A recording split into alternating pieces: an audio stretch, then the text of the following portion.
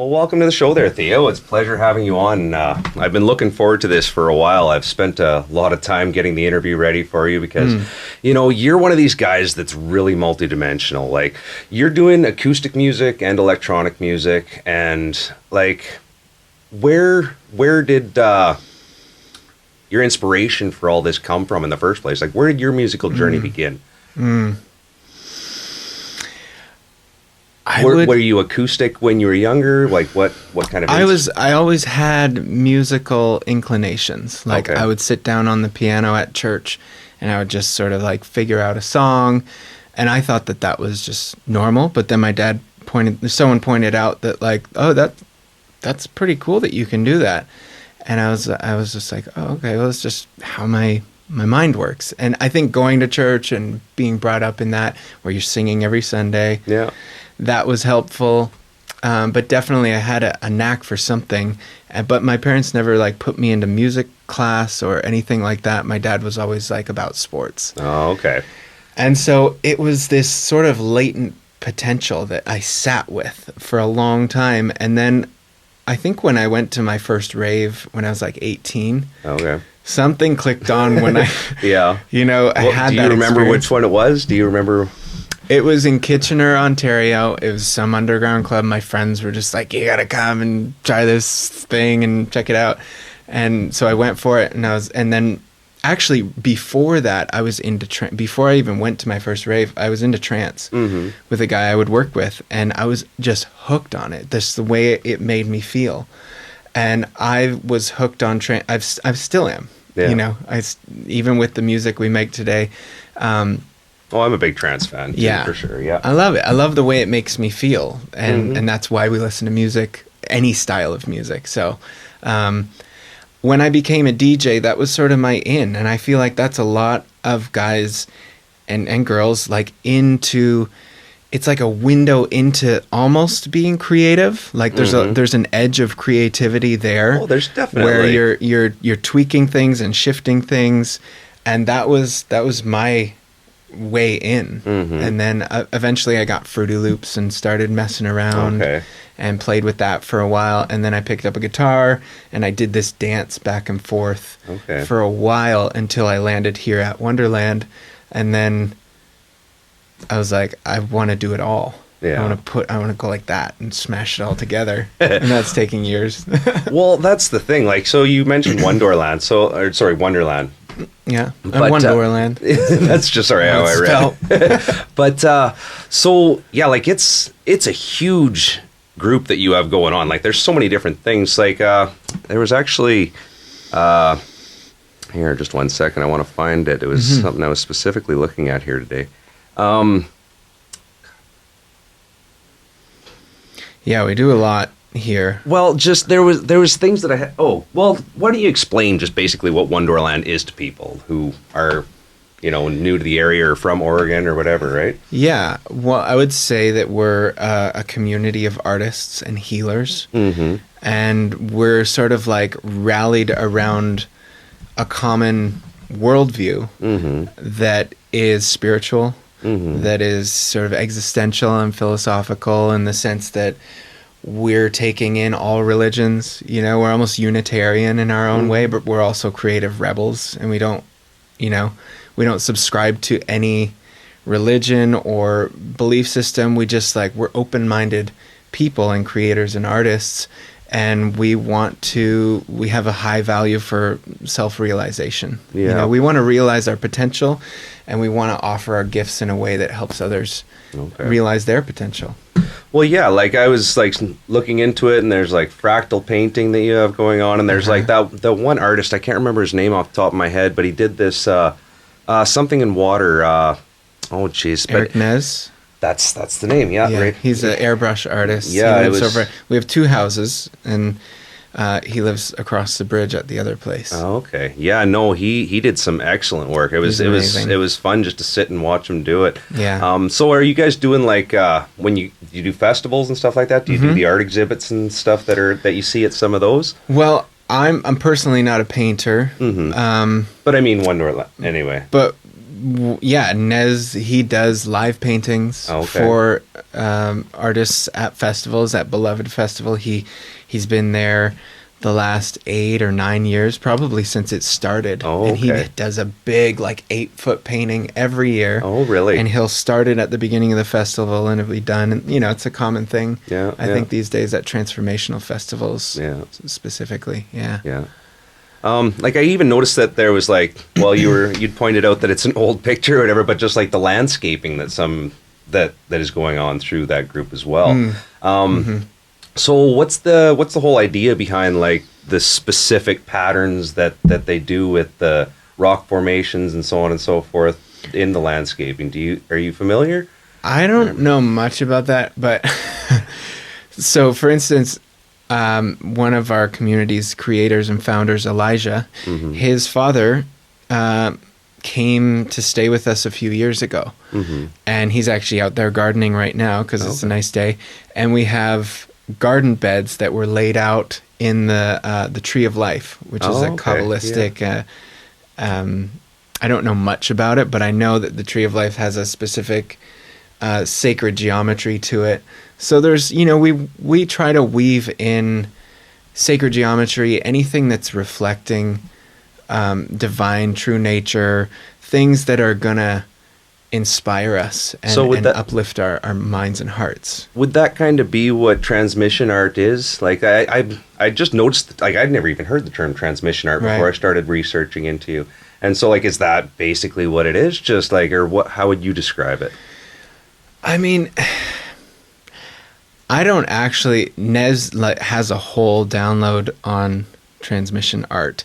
Okay. What I would say it is, which I don't like getting too elitist about things or like spiritual egos and stuff. Like I try to be mindful of that stuff and not say that like, because the Beatles, easily transmission art, like the pieces they were bringing through, sacred art, you know, I think some of the music that people love so much, it inspires not just a feeling, which is what we listen to music for and why we watch movies and why we do anything, is because it makes us feel a certain way. But I think there's an added element of like wonder. It's like in God, in creation, and like what the fuck is going on here? And then there's a sort of a transmission, a download that feels like maybe it opens your mind and heart beyond just feeling something good, but like it cracks your mind open to wonder like,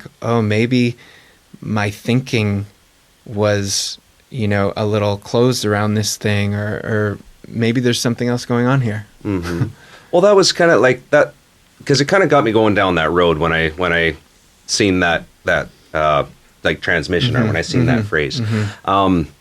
What kind of made me think, because like then I started looking, and like there's that lady that does vocal alchemy she speaks of, and does that song what was it again? Water Eye Butterfly. Water Eye. And that's her room right behind us. Oh, okay. Yeah, she excellent. lives here in this house. Oh, excellent. Yeah, no, it was like, I thought it was a beautiful song. I was very impressed by it. She's amazing. And it just like, it, you know, after I did read into it a little bit to see what it was, and I kind of wanted your view on it more than anything, but it kind of felt like it's something that you express from, you know, like you literally transmit your nature through yourself. And, you know, if music or whatever is that outlet, then, you know, it's really interesting to see, you know, just how in tune and connected you guys seem to be with, you know, just with your environment and the people around you. And just, it's been interesting anyway. Yeah. I see that you teach music as well.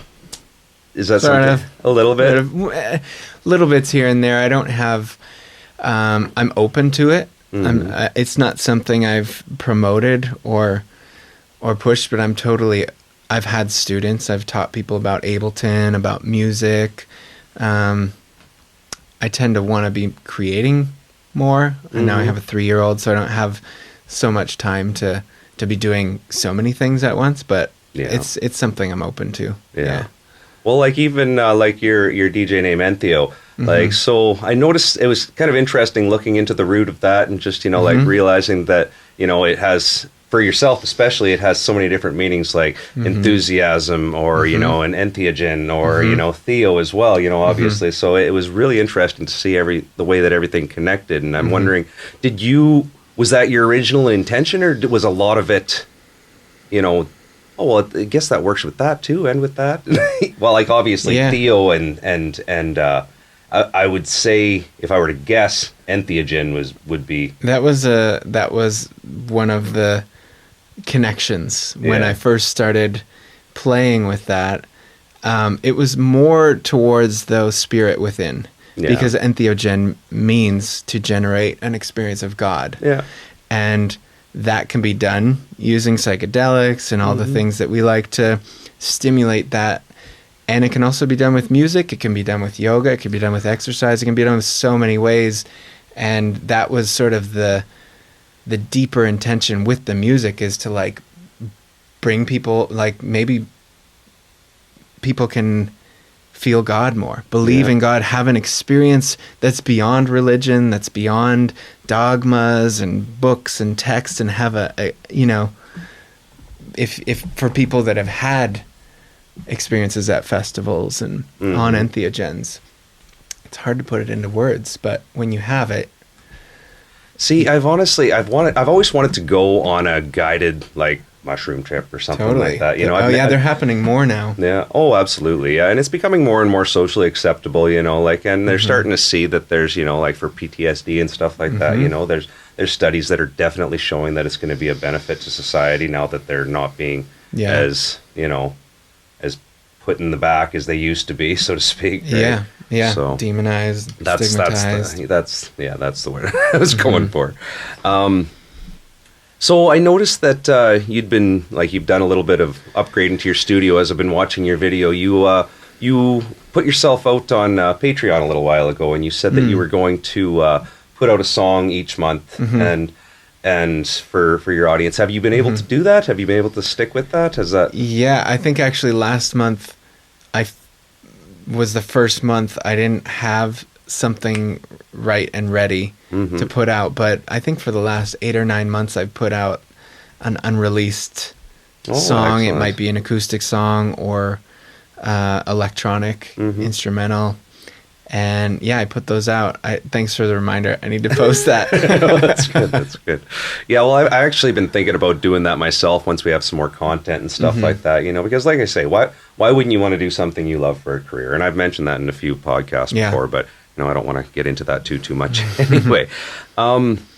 So is your community, it advertises retreats and stuff like that. Are you actively involved in the retreats aspect, or is it more focused on your music? We have shifted and continue to shift like all the time. That might be an outdated aspect of the website. Okay. We have a 3-year-old now. We've become a little more insular. We started doing acoustic house shows. And every now and then an artist will come and stay, and for the right artist that resonates with the community, we'll do an artist in residence, and maybe we'll do a collaboration. Okay. We used to do more workshops every now and then if it's a right fit. We're just a little more picky now about what happens and how often it happens, because we do have a child living here, and we have a lot of things on the go. Oh, okay. So are you doing these workshops here? Or sometimes we'll have workshops. Oh, you said especially you now had another home here as well. Oh, there's another house. We have a good plot of land here, so now that the weather is warming up, we might have more. It's kind of just like people come to us and ask us, can I do this there? And then we'll feel it out and see if it fits. Oh, right on. Yeah, my wife and I had actually talked about it when we'd looked into it, just, because I've tried making meditation a practice in the last little while. I'm not very good at it, and I'm only just getting started. I know it's well, thankfully it's not about being good at it. That's the thing. Right. But I'm having a tough, it's usually the one thing that ends up getting put on the back burner. If I'm busy. Yeah. But really, I know that I should be forcing myself to make that a part of my daily routine. And I find that I am more calmed and relaxed. Like we were talking a little bit about how you had a regular exercise practice. Like I'd get home from the gym and then I'd sit down for 15 minutes and it was almost like I hadn't been at the gym after 15 minutes of sitting there and just, you know. It's like you hadn't been to the gym? Like not fatigue wise. I mean, it was like I found that calm and that center so much better. And then I'd spend my time in the studio afterwards and it was amazing the clarity that it would bring, right? Yeah. Going on that anyway, though, you obviously meditation's a regular part of your day. You'd even spoken about how you'd had breakthroughs using like Kundalini yoga. Have you? What are your preferred methods, or like what do you recommend for people that are getting started? I mean, it shifts about, and I would recommend a book for anyone trying to, because they're just habits, right? We want good habits. We want healthy habits that help us be ourselves and express and feel relaxed and feel emotionally and mentally stable. And I read a book called Atomic Habits. There's a few books out there about forming habits, and you basically have to make the good habit easy and accessible and obvious, and the bad habits harder and farther away and like requiring more effort, because you're shifting a very ingrained system that doesn't shake easily. Like you said, like you have to force yourself. And there's certain ways where I made my meditation area, like I set an altar, I made it in the middle of my room. Oh yeah. So it's right there every day. I've got a dedicated space, because I realized over years, like I would meditate in my bed, and I heard for years, like, don't meditate in your bed. Your bed is subconsciously linked to sleep. It's not the best place for it. And I was like, well, this is where I want to do it. And I was stubborn for years. And then when I made a space, it became a daily practice. Almost. Really? It took a month or so. And then I invested in this app. It's called Waking Up. Sam Harris. Oh, okay. Is a brilliant mind. Actually an atheist and a meditation teacher. So it's this great combo of like, he's very science focused, but I love the way he thinks about meditation. And I invested $60 in this app so that I would then have some skin in the game. And be like, okay. And it's a daily thing where I just sit down and I press play, and he guides me into an expanded state of awareness that helps me live my life better. Yeah. I actually experimented with some of like the Entheo music when I first started doing it, just because I found it to be, perfect for it. Obviously, some of it's designed specifically for that, I would imagine. But no, it's definitely been an asset. I hope that I can spend more time at it in the future. Anyway, so let's get away from that a little bit. You say that you're involved in festivals with the Wonderland or whatever, but yourself, are you playing out at many shows or anything, or? Ever since we had our son, it's definitely shifted things, because touring has a whole other layer of complexity to tour with a 3-year-old. So we tend to stick closer to home, and we're starting to come out of our bubble. We're playing a festival in Washington called the Restival in June, at the end of June. We're going on a little mini tour at the end of May. We're playing in Arcata, and we're playing at a festival called the One Love Gathering down in California. Oh, okay. That's all we have planned right now.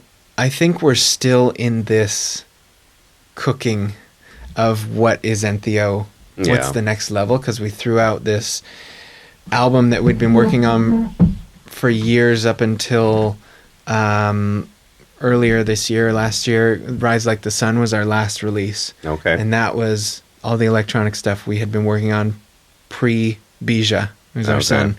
And now we're in this whole new game where like we're stepping into another level of our artistry and our expression and our voices, and we're trying to really get this electronic and with the vocals being at the forefront, because a lot of our music in the past has been very electronic based, and then the vocals are almost an afterthought, or they're just vocal pads. But now it's like lyrics and song as the centerpiece, and then we're building much more simple, focused production around that.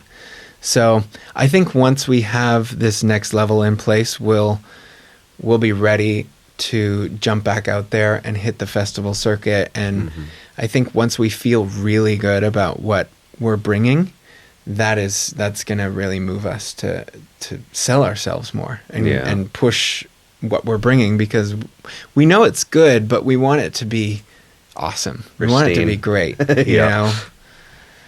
Okay. Do you recall what really pushed you into the music scene in the first place? Like, obviously, so you're talking about church and stuff like that when you were singing. That's when I was like a little boy. When you were a little boy, yes. But then, like, you know, when you started DJing a little bit, was there any particular moment that you just knew that this was the path for you? Like, is there totally? Yeah. So I went into nursing school.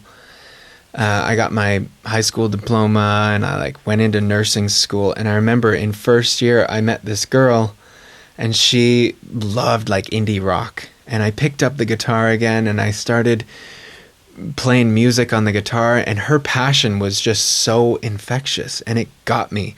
And I bought a guitar, and in first year, and I started playing, and I started writing songs. And then I'm here in nursing school, and they started to go this way. And then by the third year, I started to fail some classes, and I was engaging in some, law of attraction, sort of create your life, do what you love, follow your bliss stuff. And I was looking at nursing, and it was okay, I know this was my safety net. I was going to do nursing and then do music 5 or 7 years down the road, and that was turning into the rest of my life. And I think I panicked at some point, and it started to fall apart.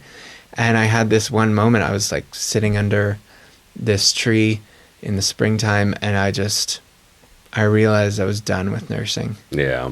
And I was I'm going to do music. I've wanted to do music forever. I need to start doing that now, because if this is the next 10 years of hard work to get to being a professional where you can make a living, I need to start now. Yeah. And that was 2008. So it's been 11 years. Oh, excellent. So is that all you do now, or do you have any other side gigs, or is music your life? It is all I do. Yeah, music is my life. And what actually pays the bills is the production gigs that I do with clients. Okay. And I'll produce guided meditations for teachers. I'll also license our music. And, it's I think being independent financially you have to have multiple streams of income. Yeah. That's what I'm learning. And that's what's really worked is anything to do with the music business that I love doing, I'm trying to work that angle. And right now I'm actually learning about online music marketing, Facebook ads, building a website, finding your micro niche, and all the ins and outs of just online marketing, and actually how to have a profitable music business in the new music industry post Spotify, post Napster, where everything sort of was flipped on its head and everyone's scrambling to figure out how does this new thing work. Yeah, for sure. So yeah, I've kind of been doing that same approach myself. People said I was crazy when I'm trying to produce music. I'm trying to do this EDM talk show. I'm trying to get a website going, and and then you say you're promoting yourself on Facebook and everything else. But if you don't have your fingers in all these different pies, they're all legs to a tripod holding up a camera, basically, or whatever, right? They're not going to stand without each other, right? So it's and you need to build one leg, at a time to play on the metaphor. Yeah. You do need a certain degree of focus to make progress on one thing, because I've learned that spreading myself too thin, is just nothing gets done. Yeah, nothing gets done. It takes a lot longer. Oh, absolutely. No, I have that same problem. I try to tackle like 10 things at the same time, but 3 or 4 and find some good focus in those, and you trim, like seasonal trimming. It's like, oh, that needs to go. That needs to go. Focus. Yeah.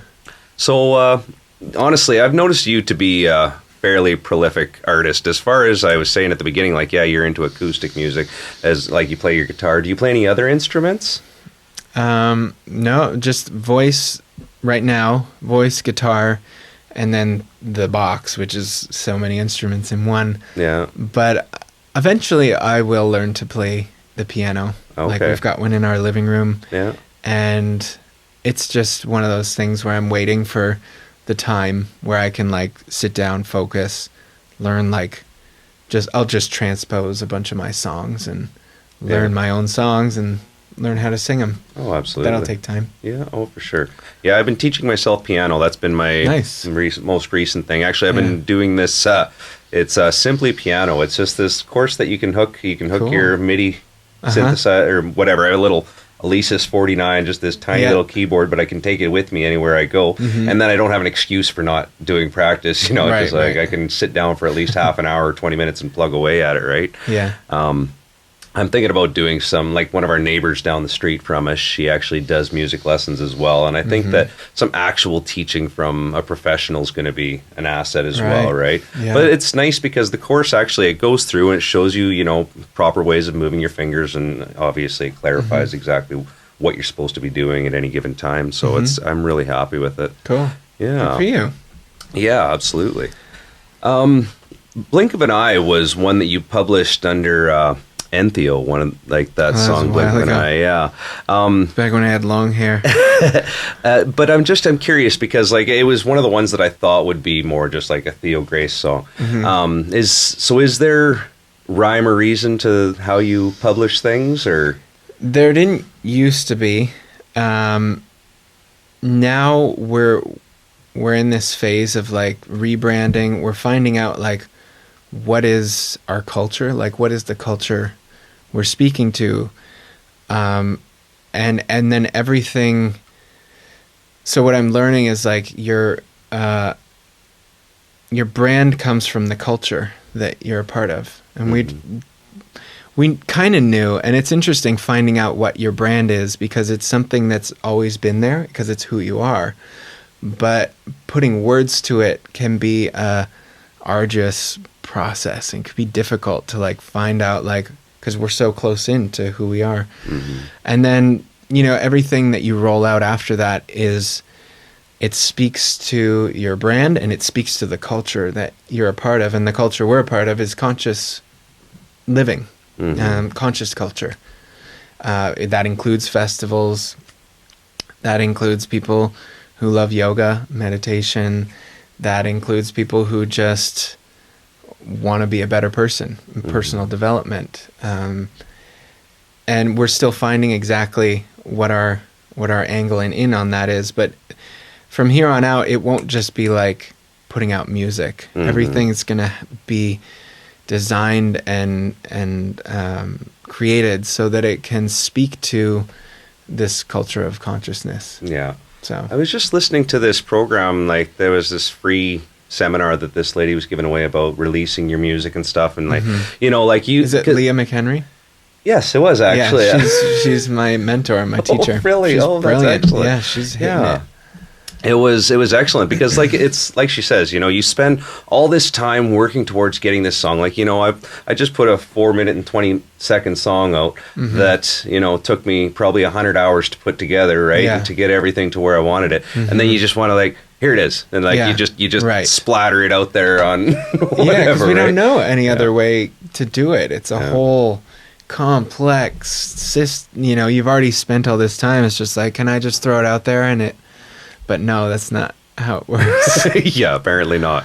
I haven't gotten much of a response from it yet, but honestly, like I say, it was more or less an exercise for me just to see if I could get through it and get it done. And obviously, like I say, there is that that competition that I told you that I was able to, get good exposure to a large audience anyway, and if that can promote the show and everything else, then, it's definitely going to be a benefit to us. Yeah, and it's really just a matter of keeping at it, staying focused on like the vision that, what you want to do and what you want to do with the show, what you want to do with your music. It's awesome. I love what you're doing. Yeah, well, thank you very much. Like I say, I hope it connects with a lot of people. That's really the main goal. I want just as many people as can possibly be exposed to it, and everybody that comes on the show can just grow that much more, and the community and the whole feeling just, I don't know, just gets bigger. Yeah. Right? So, yeah, it will. Yeah. Well, thank you. Keep I hope so. And that's the thing, right? Like, if it isn't perfect at first, I'm not really worried about that,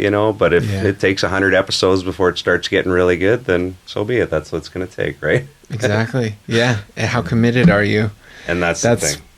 I've come up against that wall so many times as an artist, like, and that's part of the journey of like testing our commitment. Our commitment to ourself and our commitment to art and life and, living in alignment with, what we believe we came here to do. It's got to be tested. Like we need that pushback. We need the people in our life that we love the most not believing in us, like not encouraging us to do that thing, to be like, how bad do you want to do it? How bad do you want this? Yeah. Like, well, see, none of my family really even, like, I got a couple of cousins and stuff that are into dance music and so on, but really most of my families, they don't even know what it is really. You know, everything's techno or whatever, right? So it's there's a pushback, but it's not like anybody's discouraging me. It's just that there's no real response. There's no enthusiastic, positive, like which is often what we get. Yeah. Oh, very much so. Because we need to generate that from. I mean, but we also get the encouragement we need along the way, often when we need it. And life is funny like that, We'll go through a season of like, it's happening, and then we plateau, and then it's like the next run up the mountain is gearing up, and it's going to be tough at some point. Oh, absolutely. Well, that was one of these big things. Like, I'm taking some time off work to get this off the ground and to, work at this. And one of my biggest inspirations has been, I don't like my day job. I'm not a big fan of it. And it's kind of like you with your nursing. You were just like, is this what I want to do for the rest of my life? Is this where I'm getting my happiness from? Is this like, because people talk to me when I talk about dance music and they're just like, I've never heard anybody talk about it as passionately as you do. I'm just like, it's because it's there's love for it. There's joy there, right? And it's, if I could do this every day and not go to some place where I don't feel comfortable. I don't feel joy when I'm there, and it's the thing that I do for, most of my life, like 50%, literally, 25% of my life is spent there because I work 12-hour shifts half of the days. Right. So it's, and then, you get that your family feels it and stuff too, because, you're not in a place that's bringing happiness to you outside of the home. So you bring that home with you, and it's never a good thing. Right. Yeah. But anyway, now that I'm done venting to you, I almost wanted to ask you a question. Oh, go ahead. Feel free. Like, what is it about electronic music that, what does it make you feel? What do you love about it so much? I just, like, I was always a dancer when I was younger. Like, I'd go to the bar and I'd frickin', even if I didn't have friends or anything to go to the bar with, I just wanted to go dance. I wanted to go listen to the music. Yeah. And I could just completely lose myself in it. Like, I didn't care what anybody else thought. I didn't care about anything. It was just a complete separation from every other worry and every other thing that I ever that bothered me in a day. Right. Like, I'll still be dancing around the kitchen like an idiot sometimes for no good reason. I hope you do that the rest of your life till you're an old man. Oh, my daughter, my 14-month-old daughter, she 15 months now, I guess. She sees me like doing liquid or something, and she's just like, it's fun watching, and then she'll get her hands up and start doing stuff. Nice. So awesome. No, I really enjoy that. Yeah. But yeah, it's always been my go-to happy place. Totally. Yeah.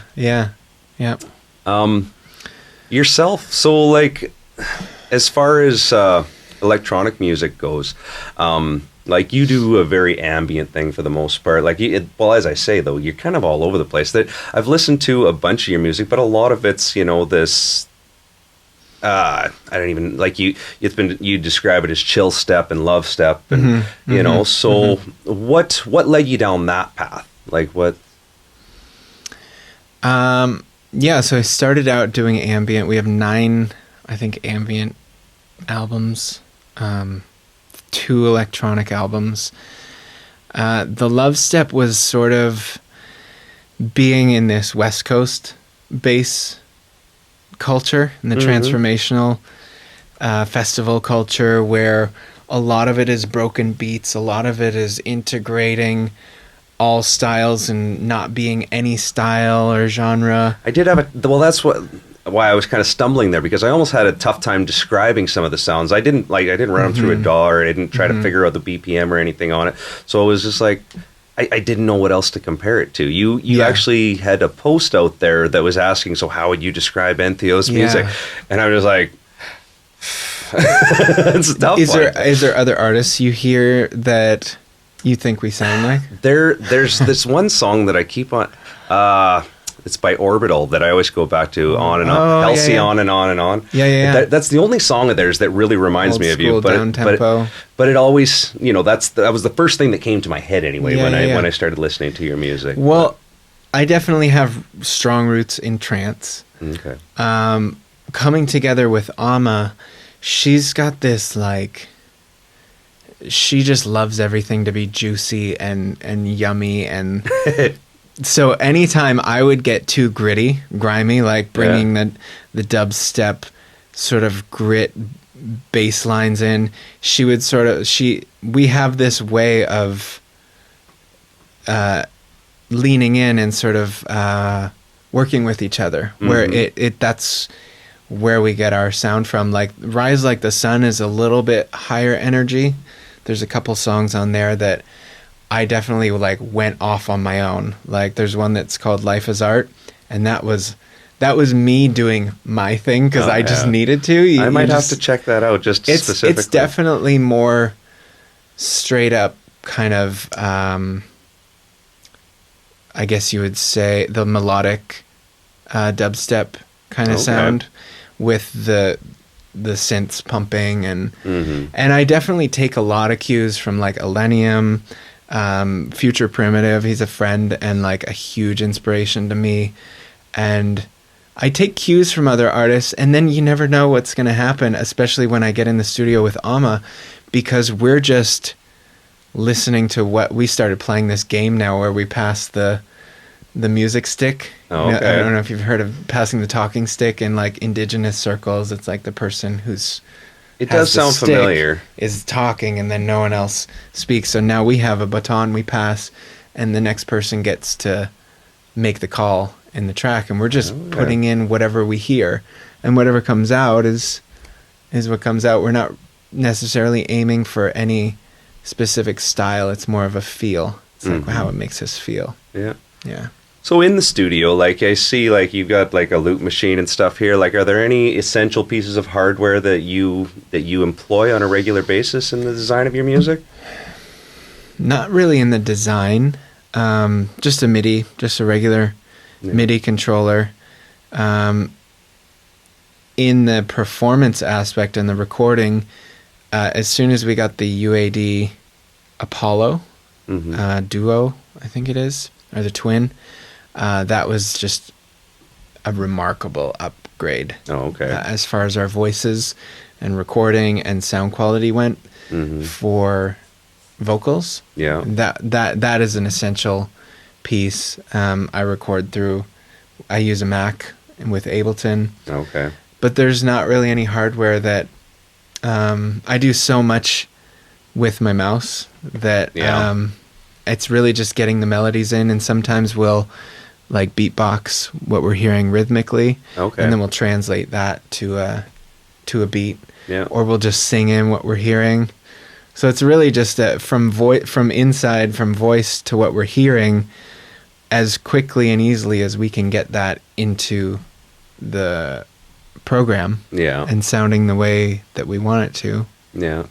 That's the way we go. One of the techniques that I've been using lately is just like, because I originally started just using like loops to build my songs, and then, you know, like I'd try to do a little bit of MIDI, because honestly, I'm not that talented musically yet, well, as far as playing an instrument goes.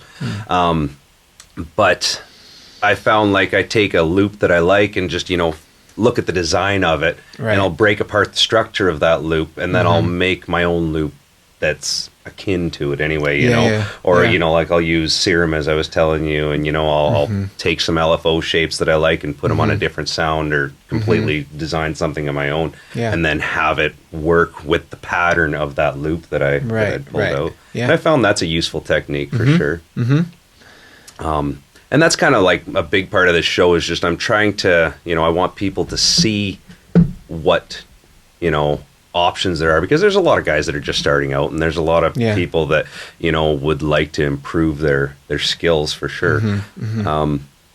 So as far as, so you've been into music, you say, for like 11 years then, hey? So did you pick up guitar right at that same time? I picked up the guitar as a teenager. Okay. When I was going to church, and my parents invited a guy to come stay with us, crashed on our couch, and he had a guitar. And I sort of like grabbed it and was playing it one day, and then I got a book with some Beatles songs, and I learned the Yellow Submarine, and I learned a couple songs and a few chords. And then I think when I got into raves and DJing, the guitar went away, and I never really had my own guitar. I was just using his. And so it wasn't until 2002-3 when I started nursing, I bought a Fender acoustic, and then I started writing songs and singing. Yeah. And I had always loved singing, like in my headphones. I would listen to like Incubus, and I was big into like alternative rock as a kid, and grunge rock, and was raised on that.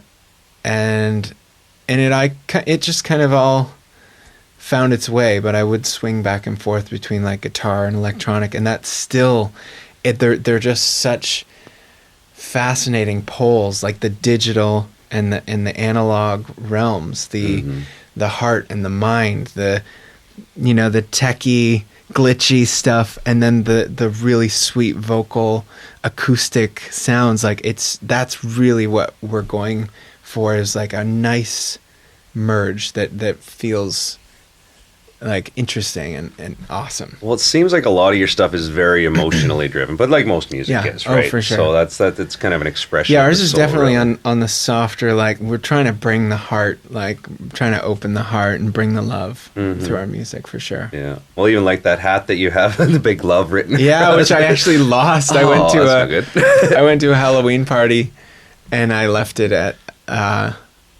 this venue. Yeah. And it was just like, it's gone now, so I need to get a new love hat. You know, if you love something, let it go. If it's lost, get a new one. There you go. So are you happy with where you are now, with the progress that you've made over the last 11 years? Or is like... I don't know if we're ever happy as artists.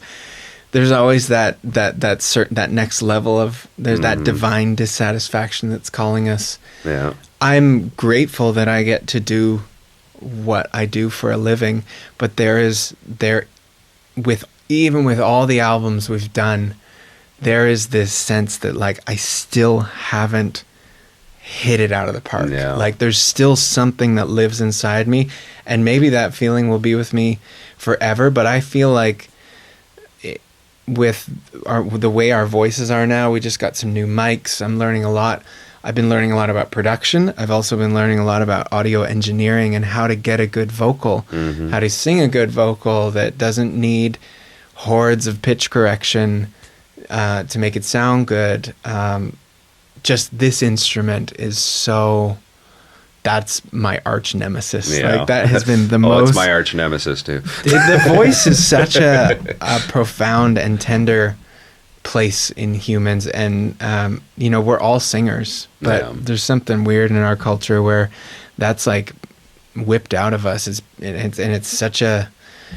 So even for a singer, I've struggled with, you know, having my voice feel like I'm a singer. Yeah. like it's a gift and a good thing. There's a level of perfectionism that's kind of held me back. So I forget what your question was. I kind of went off. I was just saying if you were, well, it's all good. You got as many tangents as you want. That's kind of the idea. These questions are just leading. Yeah.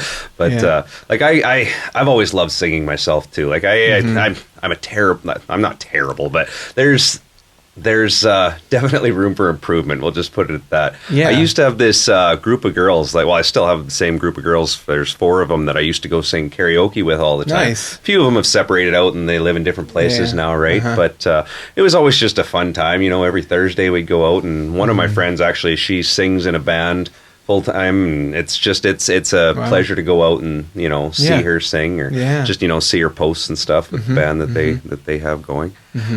She had did karaoke for a while as well too, so she ran it, so it was just nice being involved in that aspect of it. But I don't know, I've got like 4 go-to songs. Nice. What are they? What's your top 3? My top 3, Under the Bridge by Red Hot Chili Peppers. Nice. I used to cover that one. Oh, okay, right on. We should do it. Not right now. 3 Doors Down, Kryptonite. I was able to sing that track, one. And then just some country stuff. Like I can do Tim McGraw and Garth Brooks and stuff like that. Awesome. Some people say that I'm just more natural with the country twang. I grew up in a village of like 210 people. Country music and electronic. It's honest. Happening? It is starting to happen. No way. It's funny. I was listening to this awesome. poppy track that was done by Zach Brown Band the other day. Okay. We were just flicking through the highway. I'm like, this is not even remotely country, but it's playing on the country station, But Zach Brown Band is, typically a country artist, right? So, he's just this fusion of all the music, and that's one of the things that I talk about too. Is fusion. Yeah, there is no one genre anymore. Like it's like you even look at trance from when we first started getting into the scene compared to what it is now. It's a different animal. Yeah. Right. Yeah. But, so where do you see yourself in 5 years with the way things are going? Do you have an outlook that you're? Oh yeah. I've been doing a lot of like, what is my purpose? What is my vision for my life? Because in the winter, I went through this deep, like, depression of, like, not knowing why I was here, hating myself, swirling in a lot of shame, just, like, not good enough, never be good enough, blah, blah, blah. Came through that, and now it's like, if we're not connected to a vision, a goal that inspires us, we're basically dying or withering away. So the vision that I'm aiming for is like headlining on all my favorite festivals, like playing main stage at festivals, and we're doing this acoustic. Sorry, just to interrupt. Yeah. So what are some festivals? What are some goals, like big ones that you really want to do? Beloved Festival. It's still a smaller one, but it's like the vibe there is like. Where is that? That's in Tidewater, Oregon. Oh, okay. Yeah, it's about 1,500 That's people, actually a nice size, but a really sweet vibe. I like that. I like that size, and one stage. Yeah, okay. They do the one stage thing, and where that's the focus. There's a lot of world music. It's a great vibe. Festivals that like are sort of up on the environmental and spiritual and social revolution that's happening, that wants to happen more. That's where I think like our brand is conscious music for conscious culture. So we want to play. I want to play at workshops and conferences and seminars where people are learning about healthy living and personal growth. Like I would love to play like a Tony Robbins seminar, because the songs I write, like my songs are like, very uplifting, encouraging. It's kind of like Tony Robbins in a song. That's what I've listened to some of his podcasts for a while. Have you ever listened to his? Oh, I used to listen to him all the time. I sort of like dance between teachers and mentors. I was on a Tony Robbins kick a year or two ago. I went to something here in Portland. He's awesome. He's amazing. I've never seen him live, but I hear he's such a powerful person to see live. Obviously he knows what he's doing. Totally. Right. He's been doing it for a long time. Yeah. Yeah, he's helped a lot of people, me included. Well, and that's the thing, you know, like it's people sometimes scoff at, you know, individuals who talk about self-help and so on and so forth. But I find that, you know, like that's one of the, if you don't know how to fix something in your life, you have to talk to somebody that does, right? Or somebody that, you know, like there's definitely aspects of my life that like I'm not afraid to, you know, go see whatever, even a psychologist or whatever, like if you need help with your family or whatever, like why not have a third party to at least, you know, get that opinion, you know, so you can understand, you know, what's going on from the outside in, right? Totally. Yeah. So do you ever just like you're doing this from home? Do you ever just take days off and just you have your son and, you know, like you just have the one boy? Yeah. One so far. We were the last like 6 months we were, because he's 3, so we're in that window of like, do you have another one? You don't want to be too far apart. We were feeling that pressure to have another one, and we both realized that like we really want to focus on our businesses and our careers, and we're just hitting our stride now with him in preschool, and being a parent and just juggling everything it's hard. So if we threw another one in there, we would have to put everything on pause for another year at least. I have a 7-year-old and a 15-month-old. Like I say, so there's a big separation between them. Quite a gap there. But, you know, there are benefits to think about that in the long run, though, too, because, you know, you can have kids watch their siblings once they're 12, you know, for at least a short period of time. So if my wife decides she wants to go, but like she's not working right now, well, she's a stay-at-home mom, so she is working. But, you know, like if she decides that she wants to go back to work while the kids are in school, you know, but that when my youngest is in school, my other one will be 12 and he'll be able to come home and watch her for a little bit until mom gets home kind of thing. And it's just nice. And, you know, like, to have a big brother to take care of you kind of thing, you know, especially with a little girl, you know, there's, you know, cool. Don't think about it as being a window. It's off of the immediate, it's off the table in the next 2-3 years. Yeah. Like we're going to work on, you know, getting our businesses and getting Entheo to the next level, getting this next album out, hitting a tour, you know, rising up in the scene, trying to get out there and share our music and our medicine with as many people as possible. Yeah, absolutely. So as far as it goes, like you seem like you're like, as you say, you're never going to be happy with what level you're at because you always want to be better. Everybody it's that paradox where it's like when we put an album out and do it well, I'm going to be stoked. I'm going to be so happy. I think you should be stoked already.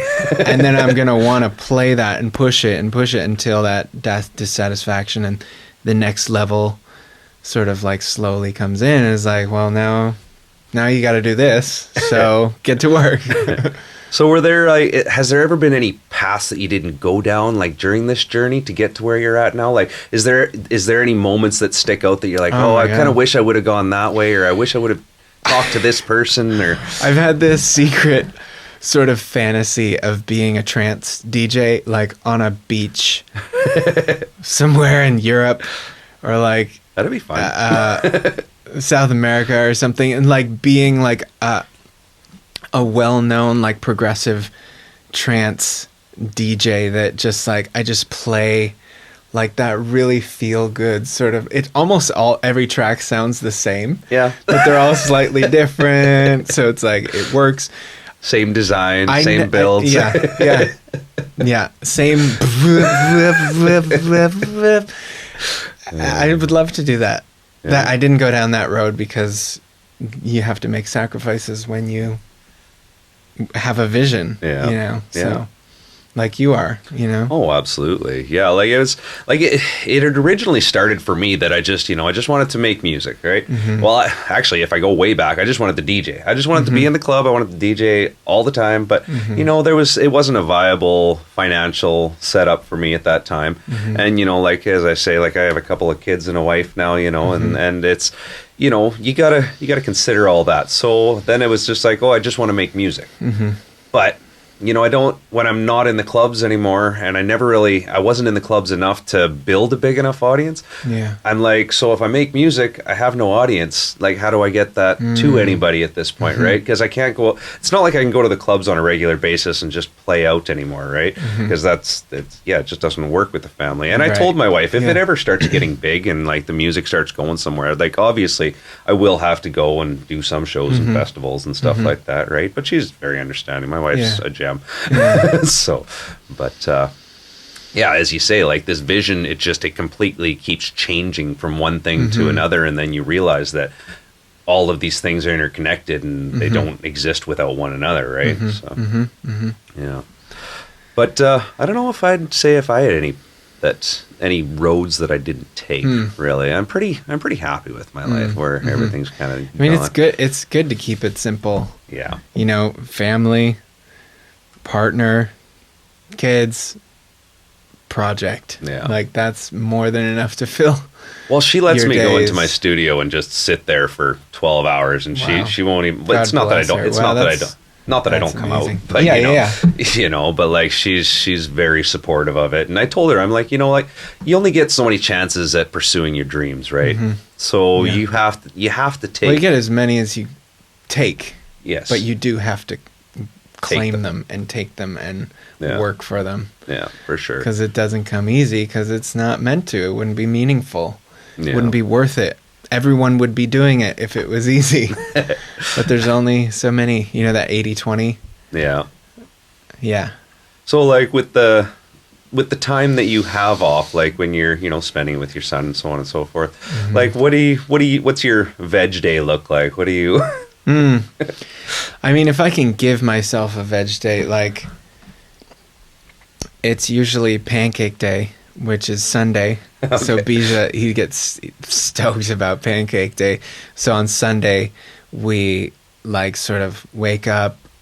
I usually have I fast in the morning, and then I have a bulletproof coffee, and that takes me through to lunch. And I've got this whole morning ritual that I do solidly through the week. And then Saturday, Sunday comes around, and I'll have a few drinks. I'll have some ciders, have some pancakes. I won't go to the gym. We'll watch some Netflix. We'll, sort of just indulge a little more. Yeah. Which is nothing compared to what it used to be like. 3-day benders, no more of that stuff. It's time to, time to grow up and be responsible and actually cultivate habits that support wellness and health and vitality on a daily basis. And now it's not that I can't have an all-nighter, but I have to be very particular, and I have to have a strategy to bounce back, because I don't have a whole afternoon to lay in bed and sleep all day, and it's like oh, absolutely. No, I hear you. As I said, I've been taking time off of my regular job to be doing this, and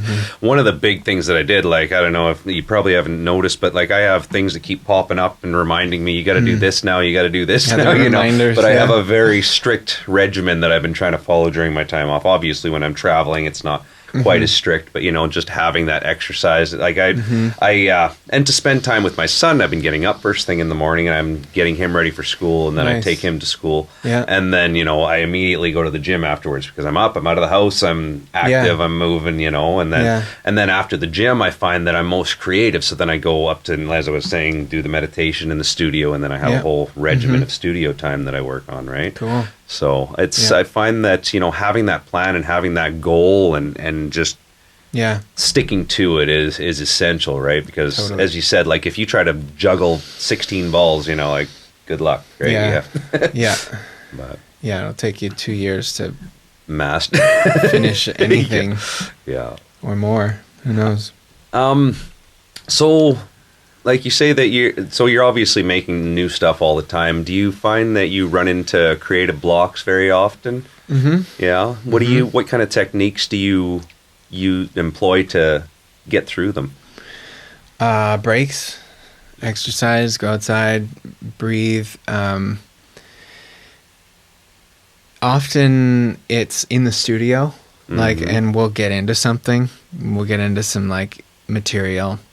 Emotional, we'll be at each other and we'll have to work something out before we can move forward. But that's actually how that game that I was telling you about came about, because we were trying to freeform the production. It's like, oh, I have an idea. Oh, but then this person has like 8 ideas in a row, and they're taking control of the ship, and where am I? Like, and so we made up this game after a long sort of like repair process where we came up with, okay, well, we'll take turns. So no person has the power to make the decisions for too long, so that the power stays balanced in the collaboration. Because I don't know if you collaborate with people creatively, but a lot of people don't, because it's so hard, and it brings up so much emotional material about like having our ideas heard. And like when you're the lone producer in the studio, it's much easier. I can call the shots. I don't have anyone giving me negative feedback that kind of hurts. Yeah. But God, the process of collaborating with my partner has been so difficult and so painful. And that's been the major creative block, is just like, how do we share ideas? How do we make decisions for the project in a way that is inspiring? Yeah. That that feels good, that works, that produces great art. Ultimately, that's one of the shifts that needed to happen. But I also do a breathing practice. It's Wim Hof. I don't know if you've heard of this guy. Yes, absolutely. He's getting out there more. He's amazing, actually. I'd love to actually go to one of his seminars and sit down. But like you can even see his breathing techniques or whatever. Like, yeah, you can download the app. I used to have the app. I didn't even know he had an app out. I don't use it anymore because I've integrated it into my daily practice. But I do a cold shower every morning. It's just like, I'm too much of a puss. It's hard, but it's like anything that's hard, like working out. Yeah. And you know what helps is going super hot. Okay. And then going cold for like 30 seconds until you can't stand it, and then go back to hot. Okay. And then when you go back to cold the next time, it's not as shocking to the nervous system. And you do that 3 times, and by the 3rd cold round, it's almost like there's almost no discomfort. Well, but that first one is always, it sucks. It's never fun. Well, it's like so obviously, like you were saying, like mind, body, spirit, like all these are all just interconnected, obviously. Completely. And you're just trying to get in tune with all of them. So like, the heat shock proteins and the cold shock proteins, and like you're doing the bulletproof coffee. Are you into like a ketogenic diet or anything? I have been. Oh, okay. It's really hard to stick to. It's one of those things I need to plan it. There's a lot of I've done it myself. Sorry. And it's like, amazing. I felt great. Yeah, I do too. I've put on a ton of weight recently, actually. Like it's one of those things, like I say. So I've been spread so thin between so many different things that, like, even though I'm exercising, I haven't been following my diet the way that I used to. So I'm just gaining weight terribly. Yeah, I hear you. Yeah, it's hard to keep all those balls in the air. Yeah. But so yeah, you said it's been making you feel incredible though, and like, I'm not on it right now. Oh, okay. I'm more sort of just like, I take cues. I took cues from the paleo diet. Okay. That was helpful. We did the Whole30 at one point. It's really great when we can both be on the same train.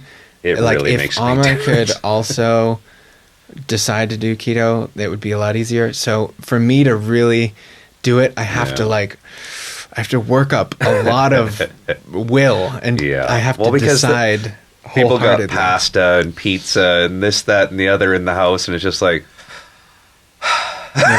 you get, That's with the habits, is like, if a bad, quote unquote, bad habit or something that you don't want to engage in anymore is right there. Yeah, we're gonna fail. Like, we're much more creatures of our environment. Oh, absolutely. Than we are, our will, or I don't forget how he describes it, but that's why cultivating new habits, you have to make the veggies or the keto options really easily accessible, and then the other ones much harder. Yeah. Or else it's just not going to work. And that's been the main thing for me is like, I just love my sweets.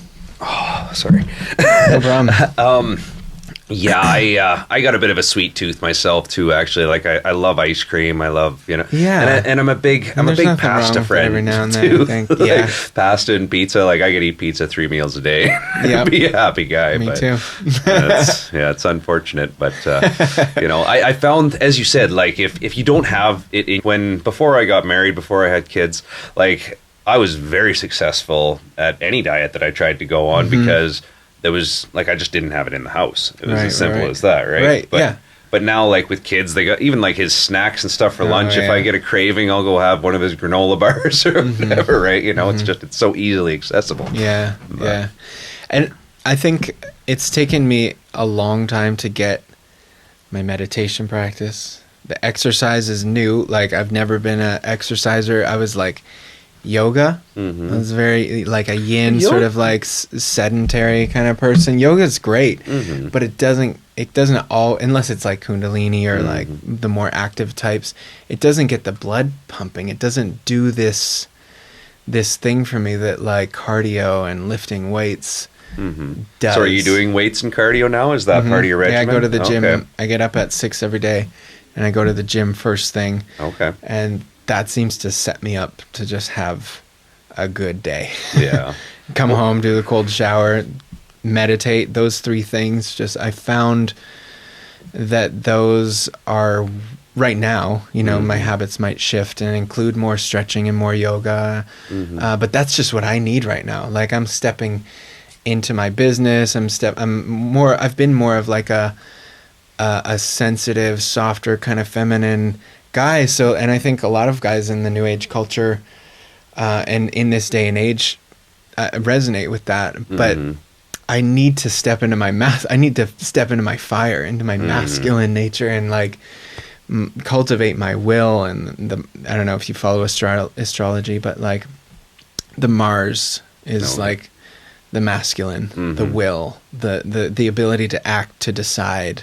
And I just didn't cultivate that a lot. I was more of a passive, sensitive kind of person. So now I'm in this phase of growth where it's like, it's time for you to decide, and you have to do these warrior kind of trainings where it's a lot of things that are uncomfortable and I don't want to do, but I get so much out of them. That now I can't not do it, because my baseline for how I get to feel every day, I've felt that for the last 2 months, more often than not. So now my baseline is a lot higher. So if I have too much to drink, or I have too much gluten or whatever might drag me down, I can feel it. So I'm like, then the stop loss is like, it's right there.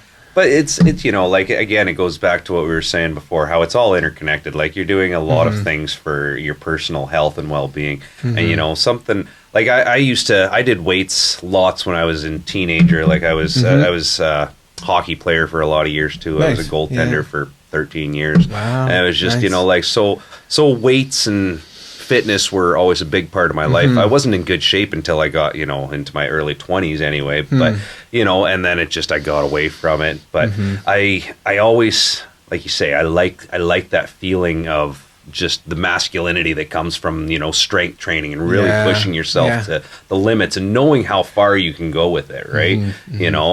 But with dedication, it's amazing how far you can come in just a matter of months. Like I just started getting back into it again. I'm like, oh my God, these weights that I'm lifting, there's a girl next to me. Right. The first couple of days anyway, right? Yeah. But then, you start getting in and how much you can actually like double up on stuff after a period of even just a couple of months, right? Yeah. So and I guess that's the different.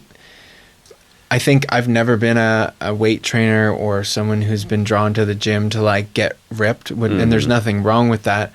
I just never felt called to that. And then now I got to choose it from this place of like, well, I just want to feel good. Yeah. And so it's this internal motivator that is instantly, like the habits instantly reinforced because of the way I feel afterwards.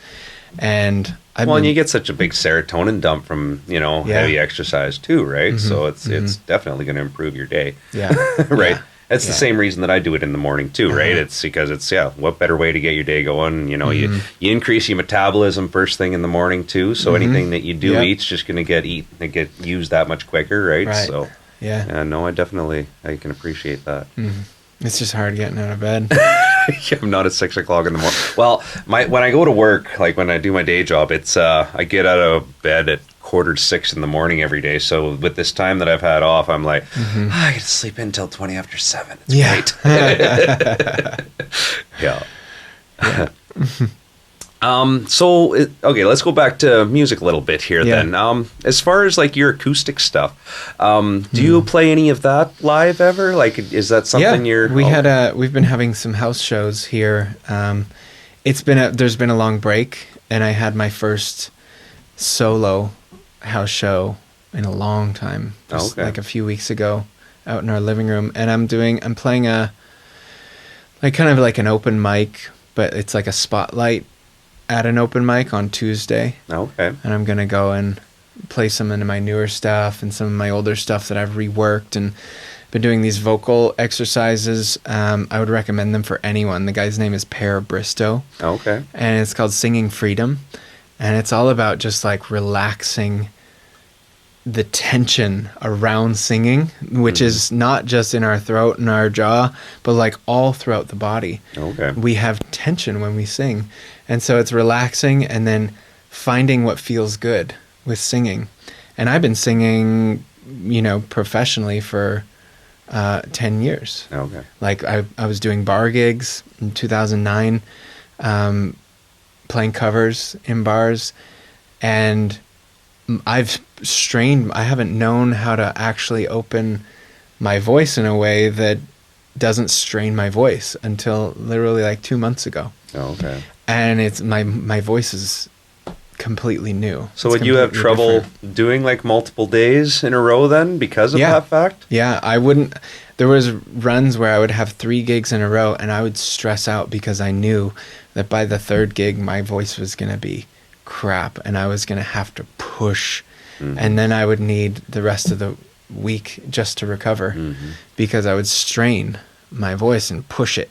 And the anxiety from that probably just amplified. As you're saying, you have to learn this relaxation, and if you're getting anxious about it in the first place. It would subconsciously hold me back from booking more gigs and getting more sales and being a more successful cover artist, which was in the end good because it drove me to come out here, to come out west, and because that kind of like all fell apart. Yeah. But yeah, now it's like I'm a lot more excited to get up there and share my songs, because but I went through this phase where it was like I was the multiple performances and the growing and getting on stage, like it was continually terrifying and uncomfortable and unpleasant. And some people would tell me, that's just part of it. You're just going to have that all the time. But there was this piece where I just didn't feel good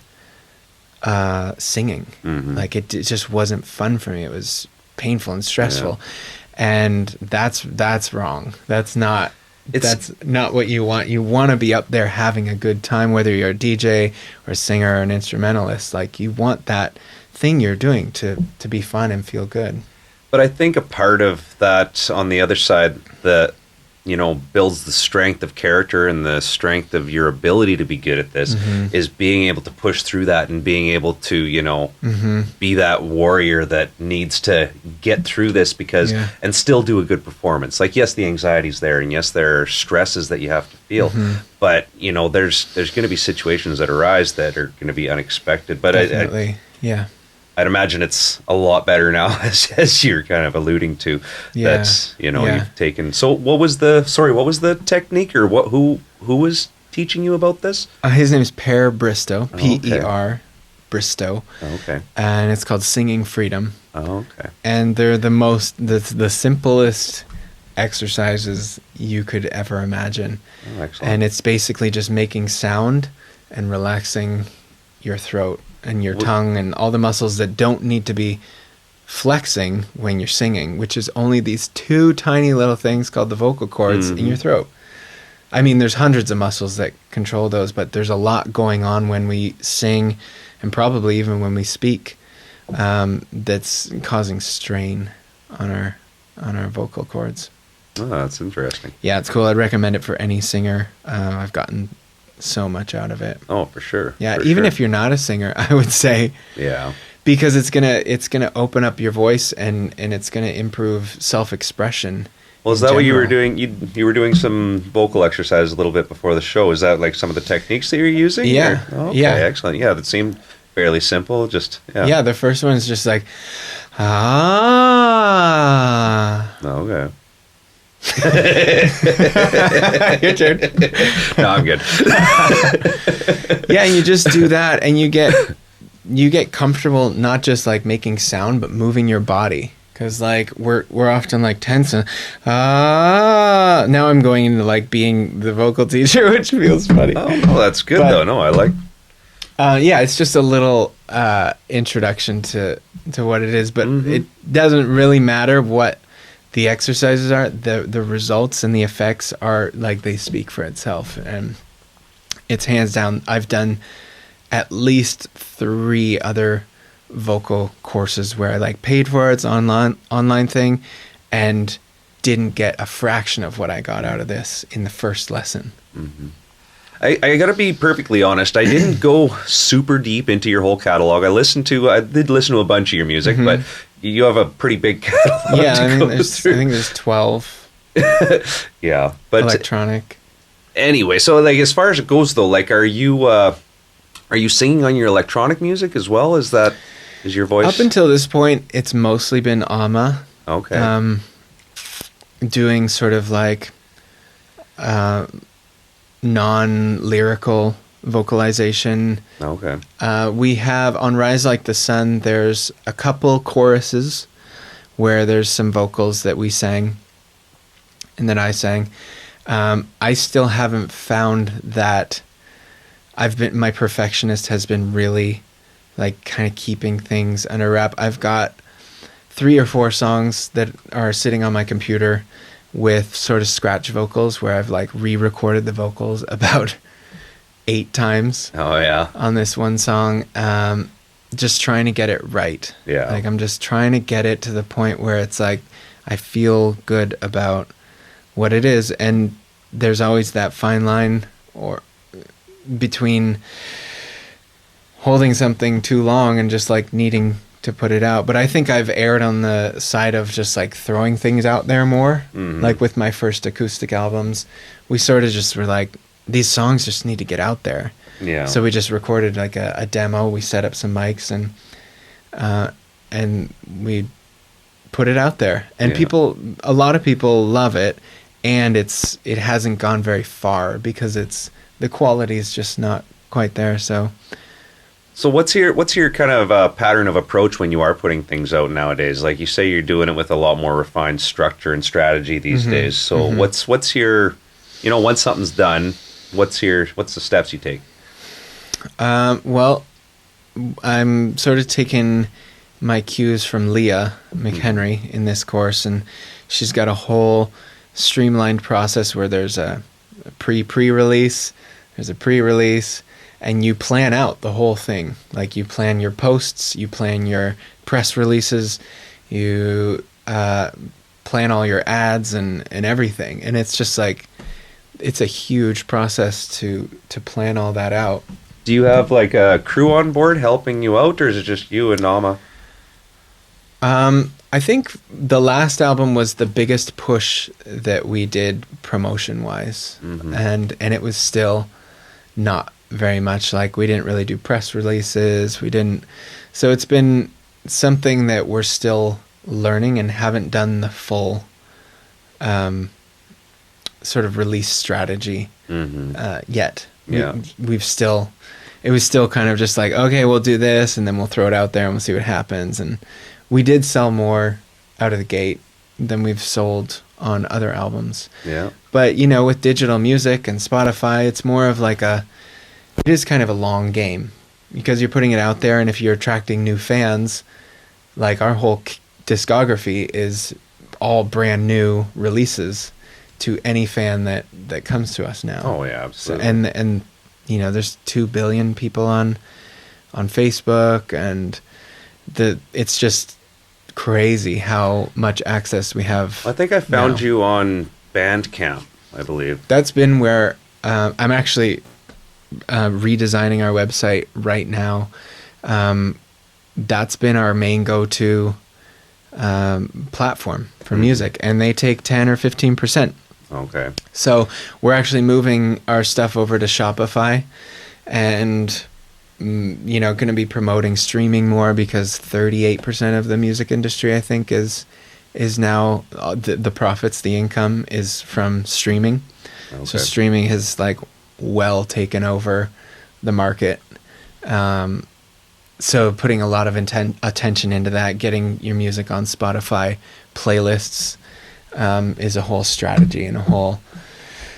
Yeah, it's interesting. Yeah. I've been curious about, like, just, you know, what approach to take with it. And as you were saying with Leah or whatever, I never had the chance to listen to the entire thing. Unfortunately, I wasn't feeling super well the other day, and I started listening to it, and I was just like, I can't do this.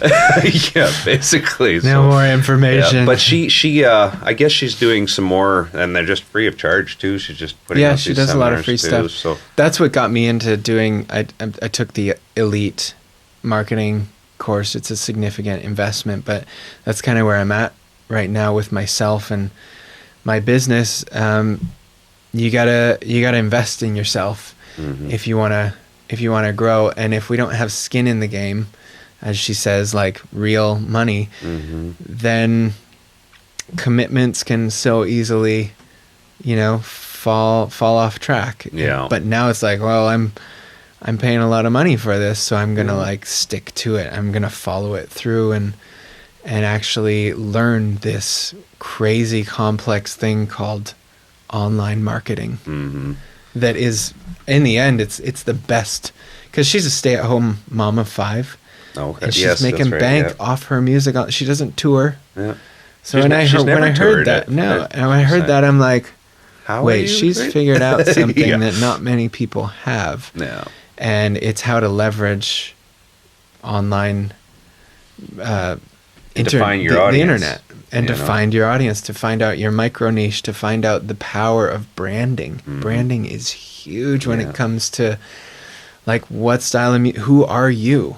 Because it's like, it's bringing you, like, it's so easy to hide behind our music and just be like, oh, maybe if I put it, but the music is who we are. So if there's not a connection between the images, the sound, and you, and everything that's being put out, then people just they're not gonna go for it. There's such a high bar for quality of music that it's just gonna get lost in the ocean of content that's online.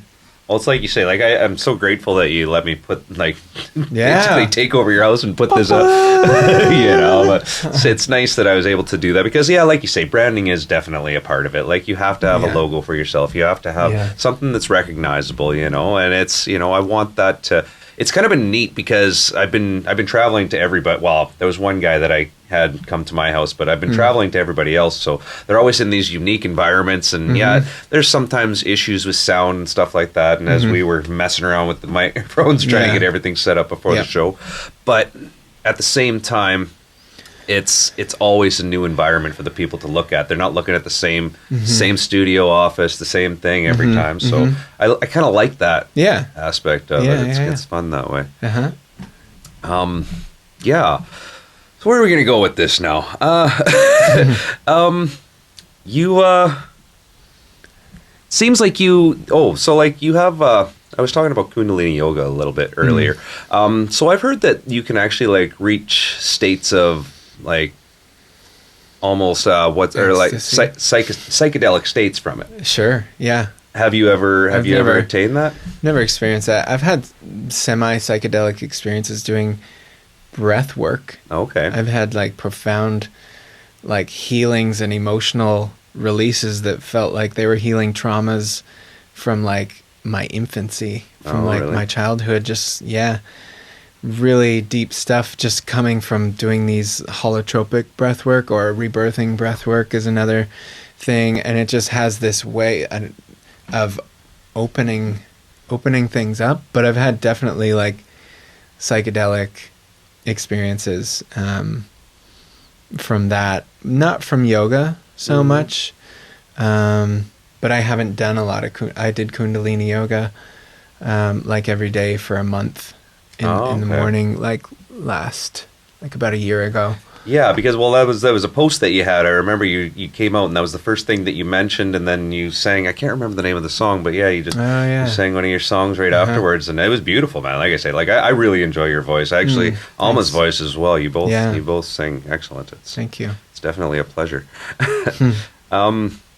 So as far as influences and stuff go, like it. So you'd mentioned a little bit of like dance music. So as far as like your acoustic background though, so where is that rooted besides, you know?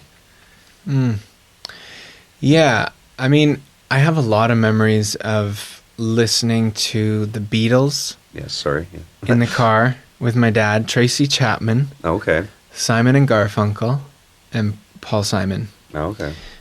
In the car, tape deck. Just like those were the 4 albums that I remember the most as from my childhood. And then when I became a teenager, you know, grunge rock, Nirvana, I loved Collective Soul. Okay. I loved a lot of the alternative rock that came out of the 90s. Yeah. Was just like, I just couldn't get enough of it. I was sort of into hip hop, but that was more because it was cool and my friends were into it, and I bought some CDs, and I loved Outkast. I was really hooked on the Outkast album, their first release. I just kind of like dabbled in a lot of it, mostly just pop music. I just had a love for like catchy hooks and like just great music, and just whatever was happening at the time of our generation. And then raves came along, and I was just obsessed. I was like, I was like, screw all other music. I'm a raver for life. I'm pretty sure we all go through that. Yeah, yeah. It's just like you're almost shunned if you admit to liking anything else. Yeah. You know, it's like, this is all I listen to. But really, it was for that time in my life. Yeah, it was a deep obsession. Yeah. House music, break beats, drum and bass. Like I had everything in my crate once I opened up to the whole world of electronic music. And I used to love spinning on Tech 12s. And so you started on vinyl too? Yeah. All right. Just mixing techno for days at some point, like with friends who had like extensive collections of techno, and just like, you know, that experience of getting a solid mix and just riding it and just like playing and tweaking. I kind of miss that. But yeah, then after that point, it was, I don't know what happened with the influences. Everything kind of just opened up, and now I listen to a lot of kids' music. I've listened to more than I would like to. Casper Baby Pants. I don't know if you've. I've heard lots of Baby Shark. That's the guy from the Presidents of the United States of America. Okay. Remember Millions of Peaches? Yeah. Peaches. Oh yeah. So he's a kids artist now named Casper Baby Pants. Oh, wow. And his songs are awesome. He still has the same sort of like funny, quirky, but like good songwriting. Oh, really? So anyways, that's my main influence these days. That's what happens when you have a 3-year-old in the house. I've been watching a lot of Amazon Prime and these cartoons that you know are suitable for a 1-year-old. It's like, you're gonna go in headphones now because I can't listen to that anymore. I'm gonna go crazy. Daddy's got this twitch in his eye. He's like, no, I don't want to listen on headphones. No, I'm like, you're gonna listen on headphones, bud. Yeah, it's funny actually. When we're in the, like, as I said, we traveled down here. It's been 3 days of 10-hour days basically in the car, which has been, you know, terrible. But, we're down here and it's nice. Like I say, we're heading out to the coast. We're going to go. We actually got married on the Oregon coast a couple of years back here. Like it was, Cannon Beach? By not far from Cannon Beach. Nesquin is the name of the town. Yeah, they have, they have, what's it called? Proposal Rock sticks out of the ocean there, right against the shoreline. He went for it there. Well, actually, I didn't propose there. I got married there, but my buddy, who was one of my groomsmen, he actually proposed to his now wife on Proposal Rock while we were there. Nice. Yeah. So, I'm like, nailed it, buddy. Yeah. Good call. Yeah, for sure. You're in the love vibe of like the wedding. Well, it's cool because like there's this kind of alcove that goes through, and when the tide's down, you can like kind of work your way across some rocks, and you can go through this alcove, and there's this archway. So nice. it's a really beautiful little spot to actually propose to somebody too. Yeah. So no, he did it right for sure. Cool. And he was really nice about it. He didn't say anything about it till the last day we were there. He's like, I just didn't want to steal your thunder. It's your wedding weekend. I was like, oh, that's awesome, man. You should have said something. I'd have announced it to everybody. Yeah. But no, it was good. Nice. We had a really good time out there. Actually, it's beautiful.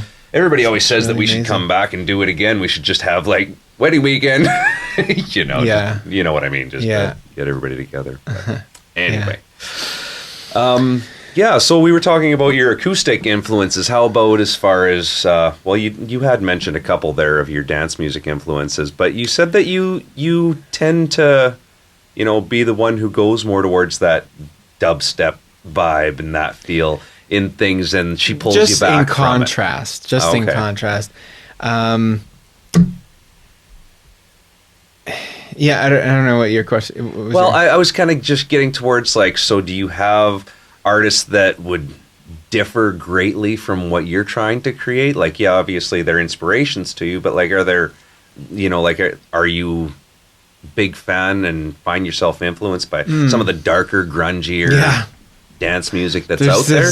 There's this dubstep song I would listen to like on repeat. I think it's called Lambo. Okay. I don't know who it's by, but it's got this drop that's just it's the same thing. It's why people listen to all music, including death metal. It's like it makes me feel something, and I just and it's just like I've had a couple, not a lot of experiences, but dancing to dubstep at festivals where there's something.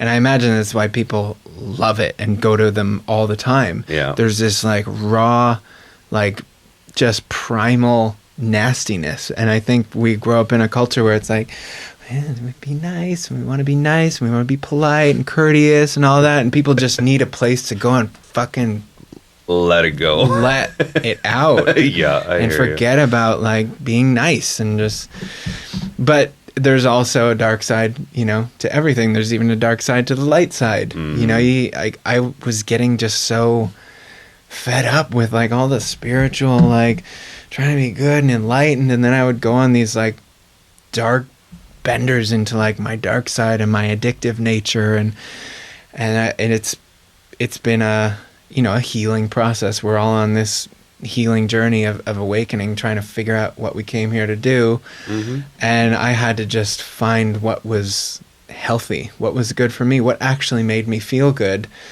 in a way that didn't leave me feeling like shit the next day or like for the whole week and hating myself and thinking I was a bad person. Mostly it starts inside with our thoughts. Like that's where I'm at now, is like learning how to literally reprogram this supercomputer strapped on my shoulders called the subconscious mind through like, affirmations and like daily, like that's part of my practices. I wake up and I look in the mirror or I look at my board with all my affirmations and I say the things that I need to hear, because I realize that loving myself and knowing my worth my life doesn't work without that. No, I don't think anyone's does, because then we're looking for validation and we're engaging in self-destructive habits that feel good for some reason temporarily, but then we, it's very mysterious the way it all works. But that was a wonderful tangent. I just Hey, no, that's excellent. Like I said, go as far as you want. It's just really alive for me right now. No, I hear you. And there's so much great content about the power of the subconscious mind, and it's amazing how even in like these spiritual circles, like how people can glaze over like the incredible once you start looking at it. There's a book called You Are the Placebo. Okay. And he goes through studies and like scientific and anecdotal, like real life cases where people have either healed themselves or created disease in their body just by believing a medicine is good for you. I've heard about that before too. Miraculous things, like people can lift up cars, like crazy things. There are some amazing feats happen, and it's like we don't get how powerful the subconscious mind is, and it's working against us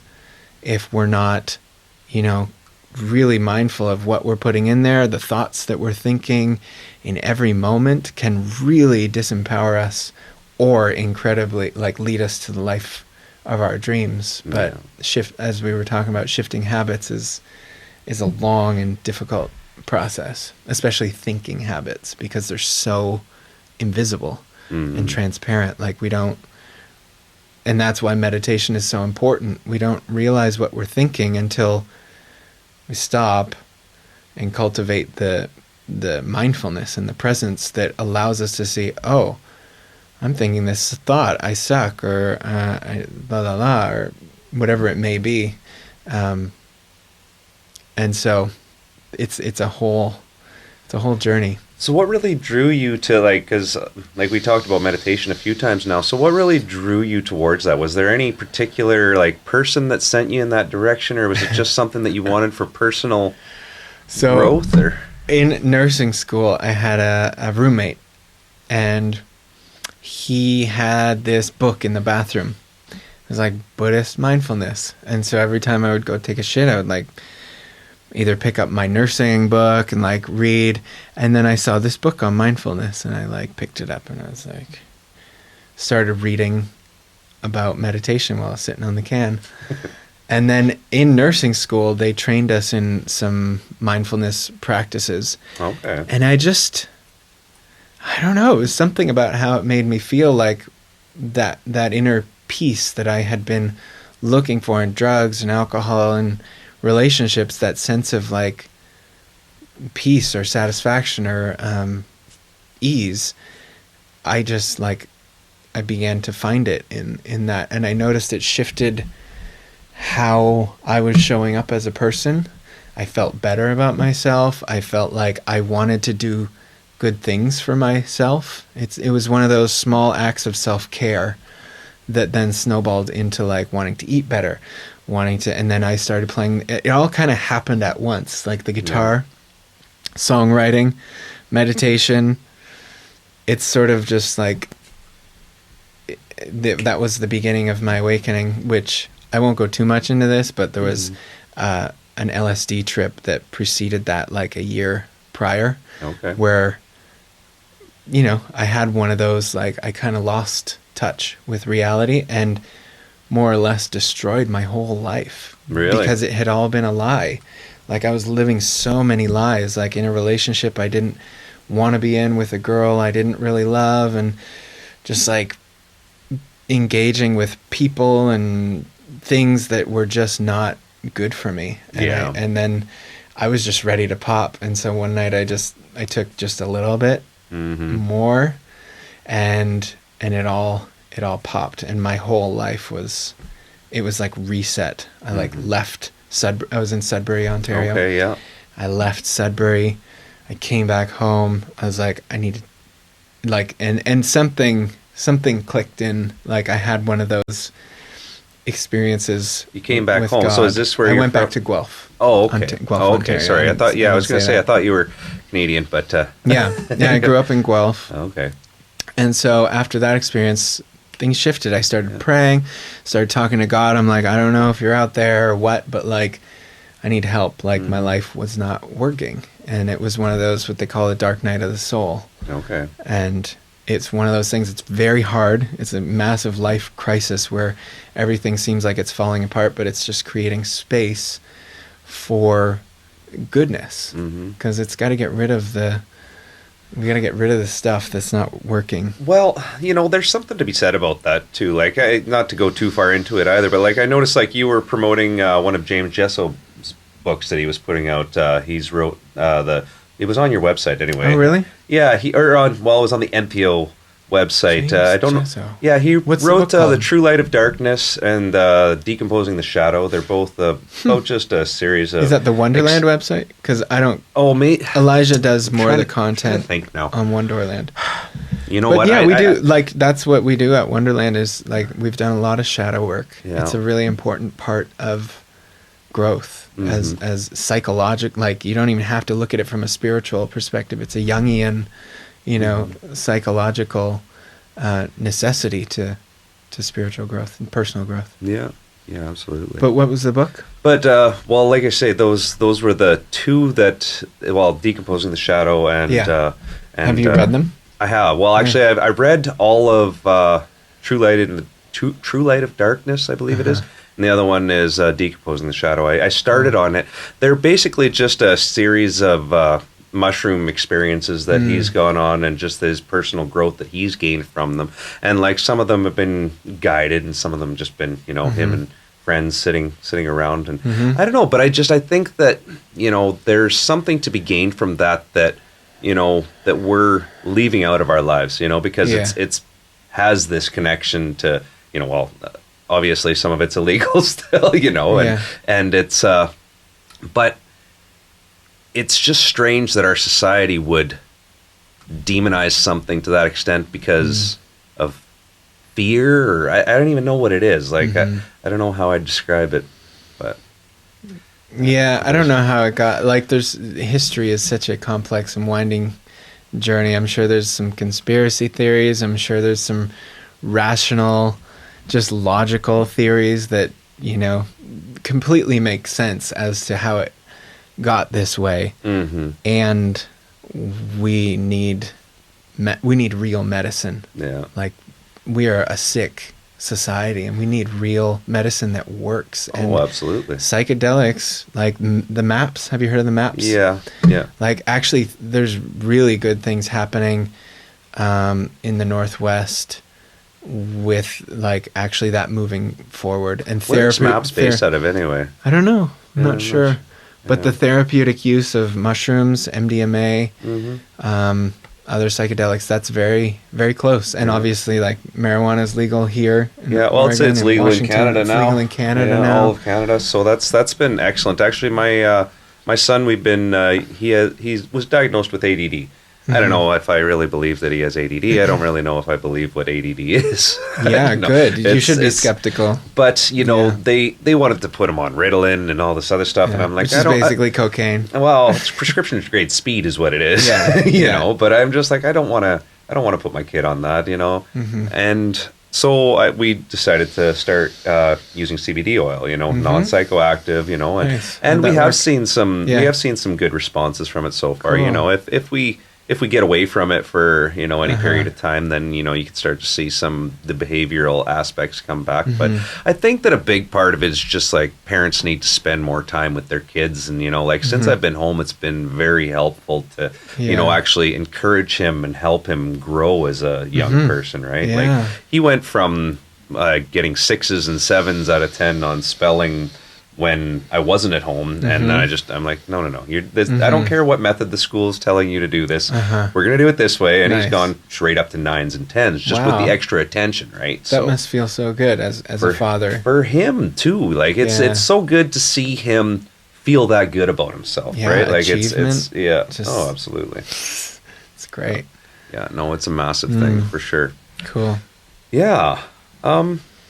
Well, honestly, do you have anything else you'd like to add to this, Theo? I think this has gone really well. I mean, just thank you for having me on. I don't think I've shared a lot of these stories, maybe ever, like on camera and just like with people. So it feels good to just, like, as a part of like my coming out of my creative and personal cave, just to just like come out there and to just be like, here I am, this is my story. Yeah. I don't want to hide behind anything anymore, because I have, I have these songs I want to share, I have this music I want to share, and this message.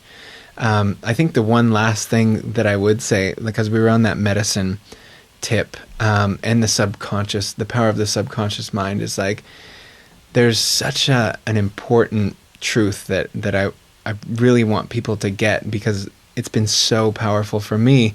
And it's like, no matter what medicines or books or videos or anything that we can take in from the world that's beneficial, the most important thing to remember is that we are, like, the consciousness that we are and that we're growing into is the most important thing to remember.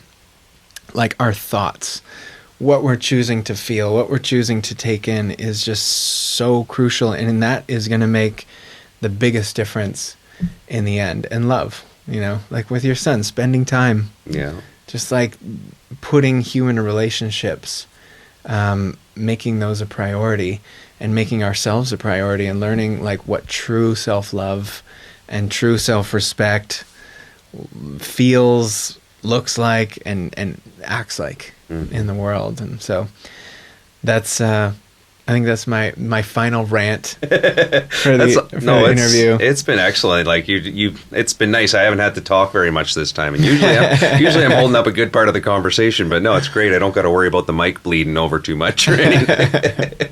But no, it's definitely been a pleasure. Thank you so much for letting me come into your home and set up and everything else too. That's been amazing. Do you have any shows or anything coming up that you'd like to promote? Or? We've got a show in Arcata, California. I don't know if anyone is watching from there. We've got a little mini tour. We've got a whole new website coming out. People could check out entheomusic.com in about a week. Hopefully I'll have it up. Okay. I think just staying tuned. In the coming years, we're going to be rolling out a lot of music, and we're going to be touring more. But I think right now we're still gathering the fuel, and we're still planning things. So, not yet. Stay tuned. Yeah, absolutely. Well, it's been inspirational. Thank you so much, Theo. Thanks, Corey. I've had such a great time. Yeah, me too. You can't see it today, but it's twistedwaxrecords.com if you're looking for anything. The YouTube channel and is also going to post there, and anything for Special Chaos is going to be on my Facebook page, but you guys all know where that is if you've watched any of the shows so far. So it's been fun. See you next time. Bye for now. See ya.